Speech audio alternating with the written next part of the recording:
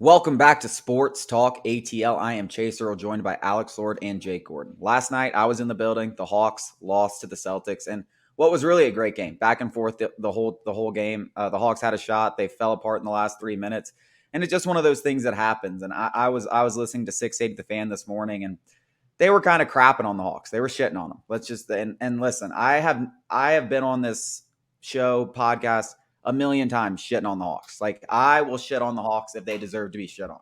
They do not deserve to be shit on for the way they performed against the Celtics, for the way they performed in the playoffs. There's a very good chance that the Heat and the Celtics meet up in the Eastern Conference Finals, and you went, 3-4 against those two teams?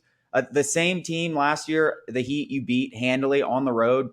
You beat the Celtics on the road. Those teams, you were not beating them on the road last year. They made significant strides, and they have me actually thinking kind of positive about the way. Now, I'm not saying, run it back. Let's try to do this again. No, that would be stupid. But if you tweak the roster, if you make the right moves, the right tweaks, if you trade a John Collins, you make the right tweaks, this roster with DeJounte Murray and Trae Young can win the Eastern Conference. I am totally 180'd, and that's what I'm taking away from this series. I'm not going to take, the Celtics are the best team in the NBA, arguably. You took them down to the wire. You could have won last night. You could have taken that to a game 7. And I was just shocked at the way they were talking about them. They were crap. They were shitting on Trae Young. Like, how are you shitting on Trae Young? How? The guy had 25. Okay, he had a bad second half. He had 25 and 5 in the first half. He just won a game in the Garden with nobody around him. It's crazy. But listen, my takeaway from this series is they can do this. They don't have to blow it up. And I thought 2 months ago, if you told me that they were going to take 6 games, have a chance to take this to 7, I would have said, you're a dumbass. No way. There's absolutely no way. I think Quin Snyder was a great hire. I think he's proven that in the playoffs. And I think he's going to have personnel decisions. And I have a little bit of confidence in this franchise moving forward, which is more than I've been able to say in 2 years. Yeah, I think there are going to be some interesting decisions to make. DeJounte Murray, at least from what I saw in the first half, I was paying way more attention to the NFL draft because the NBA is dog shit product. If the Hawks had won last night, I would not be saying this. But, from what I saw in the first half, he had 0 points. I do know that. I don't know if he had a better second half. I assume he turned it around somewhat because I didn't hear too. I think he had 11. Okay. Something. Well, regardless, you got to start thinking about, if Jaylen Brown wants out of Boston, Murray, they should both have about equal amount of time left on their contracts. I think they would both have 1 year after that. And you talk about a potential swap. And if it's probably only something that happens if Jaylen Brown really wants out of Boston, and you're obviously going to have to include more, especially if he ends up being an all-pro, which I think all NBA. And if that does happen, then he's probably not leaving. But I think the Hawks should, try to make something happen. I don't think DeJounte Murray is necessarily a bad player, but I think Jaylen Brown would be a perfect fit for this team. And if you could somehow hang on to Murray, maybe they're cool with taking some other salary fillers. You throw in Okongwu, maybe AJ Griffin or Jalen Johnson and a couple of picks, and they'll do that. I'll take all 3. You play Jaylen Brown at the 3, you play Murray at the 2, Trae at the 1. That's a really good lineup. And, I think it may be time to move on from Clint Capella too. I think there's just going to be a lot of change on this roster. Maybe they can get rid of John Collins' contract. I don't think it's going to happen, but they just got a lot of messy contracts on this team, and it's not going to be an easy fix. Yeah, first of all, Quinn certainly has personnel decision-making power. That was a part of the hire. Better. Well, he certainly does. I mean, there's no way he was coming to Atlanta without some power. I'm not saying his word is binding, but he has some power at the least. With that being said, I don't even know. I would welcome Jaylen Brown in a heartbeat, and I'd give them whatever they wanted. Jaylen Brown's that dude. But I don't think it's going to take all that. I'm kind of leaning towards Chase a little bit. I think you only need to tweak this roster, and you named the 2 guys who need to get the fuck off this team. Clint Capella, first and foremost. Clint Capella is a great defender. He's great at what he does, but he's so pedestrian on offense that it stagnates everything else. It makes John Collins can't move the ball. Position. Yeah, we can't spread the floor and open it up for one-on-ones. We can't do anything with him on the floor. And to get a guy who's good at rebounding and athletic at the rim and good defense should not cost $20 million. We could find another guy on the street. This is not, this. JaVale McGee, bro. That's probably the easiest. We're paying $20 million for JaVale McGee. Yeah. Right? So I think even before JC, listen, when they closed game 5 with Onyeka Okongwu on the floor and John Collins instead of Clint, JC went off. Like, JC was playing really well. And I do think that JC's taken a back seat, with this new offense and Trey and Clint Capella and everything like that. And I think Quin Snyder could easily get the most out of JC. What really drives, you really should even sell low on him. Like, if anything, sell hot, get him into a rhythm. And then at the deadline, if you want to make a big move, that's when you should do it, when his value's higher. I mean, his value's never been lower. What really drives me insane, though, is I've been preaching this for years. Something that I've really always wanted was for the Hawks to go get Miles Turner. And the Pacers finally extended him because he finally turned into the player that I knew he was going to be. He shoots 38% from three, and he averages 3 blocks a game. And that's kind of what the Hawks need. They need someone that can space and play interior defense. And he's still a 7-footer. You said it. Brook Lopez he's almost is Clint perfect. Size. I think Brook Lopez is a perfect free agent. Go away from Brook Lopez. Domantas Sabonis. You get a guy like that. Like, obviously, Sabonis is like an all-star. But, like, get a guy that can pass the damn ball from under the – like, he averages 7 assists a game, so he's an outlier. But, like, if you can get a guy who can just move the ball out of there, like, not only is Clint Capella just, like – Collins is a ball stopper too, but yes, Capella's a massive ball stopper. You can't, like, you don't have bigs that can pass the ball. Like, that is one of the biggest problems on the Hawks. Like, perimeter defense, you got to fix that. But you got to get some bigs that can move the ball and do, like, create a little bit offensively. I don't need you to put the ball in the bucket. But once the ball gets in their hands, it's like everybody's looking and they're just doing something stupid. I mean, the craziest thing about Clint, too, is he could get the ball. The backside defender rotates to him. He can look at the guy in the corner and make the decision to still go up with some bullshit. That's the craziest thing to me. And it's always a line drive. He has no idea where the ball. He has no idea where the damn ball's going. Like, it doesn't matter if it's 4 feet from the bucket or he's passing it out to the wing. He's just hoping it gets there. We can all agree. Just not there. We can all agree personnel changes are on, they're coming. But the only thing, and I said this even before the playoffs, even before the Heat series game, it's like we just need a little bit of momentum going into the offseason. Trae Young, DeJounte Murray, these guys believe in Quin Snyder, believe in themselves. They stole a game in the Garden, which is arguably one of the hardest places to win. The road. Look what the Heat just did to the damn Bucks. Look what the Heat. That was like people like the Hawks beat the Heat, and I feel like people were like, "Oh, maybe the Heat just weren't as good as we thought." No, the Heat were as good as we thought. They just beat the Bucks 4-1 without Tyler Hero. Like, we just went in there and crushed them. We won a game in the Garden. Like, we lost a couple games at close at home. They could have gone either way. Like, that series was a good series. We beat the Heat. We performed. Like, and today's NBA, where you don't have a super team, like, I actually don't love the NBA. And like you said, it's a shit product. I think during the regular season, it's the worst product to ever watch. I think it is just absolutely terrible. They've completely ruined the great regular season. But it doesn't matter. That's a story for another day. The playoffs have been very entertaining. I watch pretty much every playoff game, and it's been very entertaining because the teams are so even. Like, the Heat just went in and destroyed the Bucks. The Hawks gave the Celtics all they could handle. I think the Celtics are going to win the finals.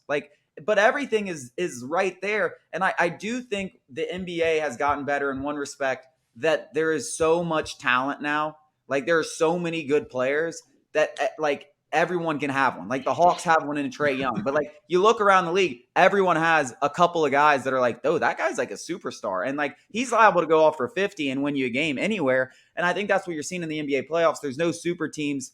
And changes need to be made, but it's fixable. It's fixable. I didn't know if it was fixable. I really didn't. And more of it was just about the people in charge and do I trust them? But I think with Quin Snyder coming in, being able to make personnel decisions, I do think the wrestlers felt the blowback of all the shit they caused. They stirred a lot of shit. And listen, you're either going to go down as the worst owners in the NBA or, like, you're going to fix this because they stirred some shit. I think they felt a little bit of the blowback, a lot of heat. I think hopefully they learn from their mistakes because we were stuck with them. But I came out of the entire playoffs, and I know it was just a series and a play-in game, thinking, damn, like that they made Quin Snyder helped a lot. Trae Young is still a superstar. DeJounte Murray's really good. They could fix this. They just got to make a few tweaks. Yeah, we got momentum. I'm optimistic. There's just a lot of concern too, which all you Hawks fans, by the way, who came at me for this opinion, can suck the bottom side of my fucking balls. DeAndre Hunter is not Kawhi Leonard. Sorry, he was never gonna be. Oh, we got the next Kawhi and Paul George. We can't trade him. Yeah, you can trade him because they're both ass. I'm so sick of looking at DeAndre Hunter. He doesn't do anything. He's not good. Like, it's just so irritating that I had to listen to that for 2.5 years when I say, yeah, maybe we should consider parlaying these guys into somebody like a Jimmy Butler or Bradley Beal. Well, no, we can't trade him. That's the next Kawhi.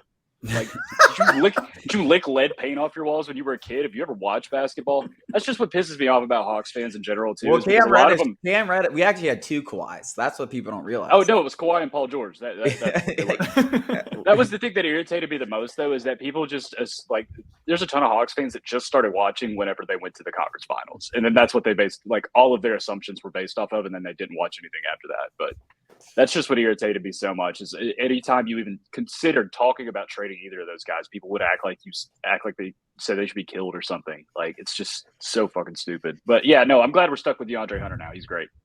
Yeah. John Collins too. I mean, he's the next LaMarcus Aldridge. Oh God, if you didn't want to pay John Collins, you might as well have just been spitting in their faces, idiots. You have to love everybody on the team, Jake. Like, yeah, exactly. We have an all-star team here. Oh, John Collins dunked on Joel Embiid that one time. Dude, that was magical. I got the shirt, bro. I got the shirt. We cannot trade him. What am I going to do? You know what? You know why the Hawks won that series is because Ben Simmons was too scared to take a layup on Trae Young. That's why we won that series.